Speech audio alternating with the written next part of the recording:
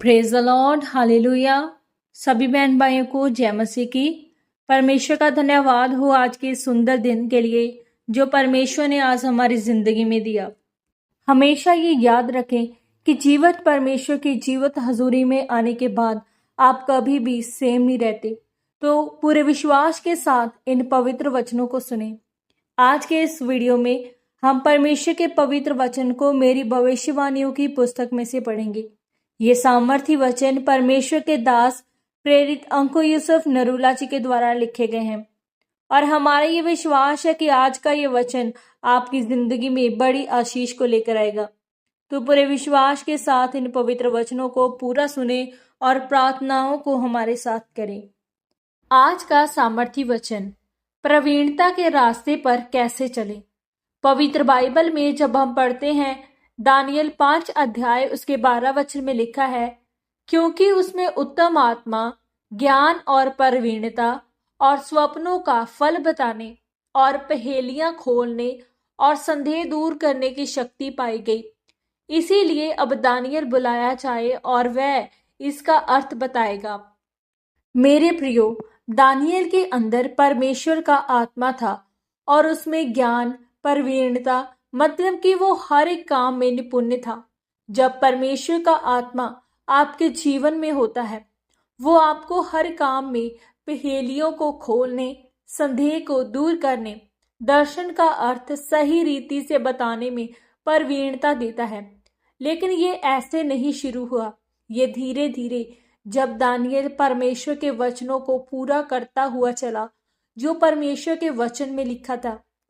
मेरे प्रियो, दानियल के जीवन में बहुत से प्रश्न थे कि अगर परमेश्वर मेरे साथ है तो मैं कैद में क्यों हूं।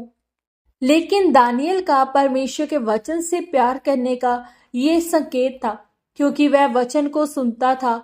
उसकी संगति धर्मियों के साथ थी और उसका परिवार भी धर्मी था। लेकिन फिर भी वह अटैक क्यों, वह कैद क्यों। लेकिन जब आप इसको पढ़ते हो तो वो आपको 1-2 हजार साल पहले हुई एक घटना लगती है। लेकिन जब शैतान आपके पास प्रश्न को लेकर आता है और कोई बार आपको ये मालूम नहीं होता ये क्यों हो रहा है, और तब आपका टेस्ट होता है कि आप परमेश्वर के असली पुत्र हो कि नहीं, या नाजायज पुत्र, और अगर आप पुत्र हैं तो कोड़े लगाकर जांचे भी जाओगे। एक समय था टेस्ट का और फिर उसका एक समय आया टेस्टमनी का, और बिना टेस्ट के कोई टेस्टमनी नहीं। आप सोचकर देखो, एक जवान व्यक्ति को उठाकर दूसरे देश में लेकर जाना, वहां का दूसरा कल्चर और एकदम से उसका खाना पीना बदल देना, और ऐसा खाना पीना जिससे वो नफरत करता है, लेकिन फिर भी वचन पर खड़े रहना कि हमारा परमेश्वर भला परमेश्वर है, और फिर विश्वास में बने रहना। यही कारण था वह प्रवीण था। उसके अंदर अद्भुत बुद्धि पाई जाती थी। वह पहेलियों को खोलता था। यही कारण था कि उसमें संदेह दूर करने की शक्ति थी। इसीलिए जब आप उन व्यक्तियों के साथ जो गवाही पाए हुए हैं, परमेश्वर के आत्मा से भरे हुए हैं, जो विपरीत परिस्थितियों में परमेश्वर के वचन पर खड़े हैं, जब आप उनके साथ बैठेंगे तो आपका जीवन कभी भी एक जैसा नहीं रहेगा।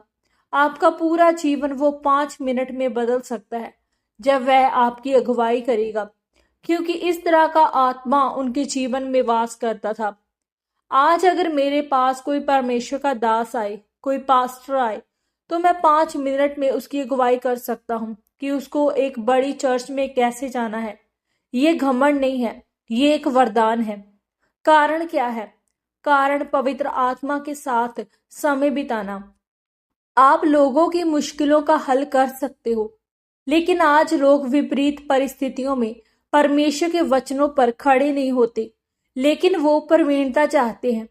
आप भी उस सेवकाई जैसा फल चाहते हो और आपको लगता है कि वो फल योजनाएं बनाकर लोगों के साथ गेम्स खेलकर मिला है, लेकिन वो फल पवित्र आत्मा ही दे सकता है। एक प्रभावशाली जीवन पवित्र आत्मा ही आपको दे सकता है।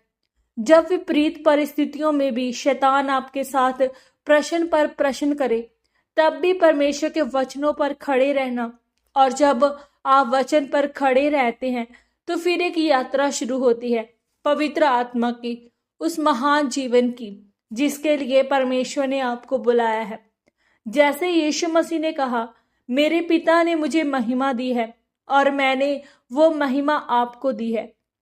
ये बात प्रभु यीशु मसीह ने अपने चेलों और कलीसिया को बोली है।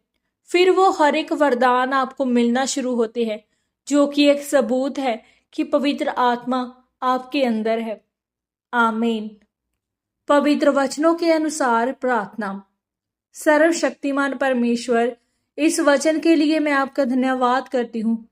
परमेश्वर, मैं प्रार्थना करती हूँ कि मैं अपने जीवन की हर एक विपरीत परिस्थितियों में आपके वचनों के प्रति वफादार रहूं और आपकी आत्मिक बुद्धि, ज्ञान, प्रवीणता, आत्मा के फल, वरदान मेरे जीवन का हिस्सा हो और मैं आपकी आत्मा की अगुवाई में चलने पाऊं। आमीन, आमीन और आमीन। आज के इस पवित्र वचन के पढ़े और सुने जाने के द्वारा परमेश्वर आप सबको बहुतायत से आशीषित करे। सबको जय मसीह की।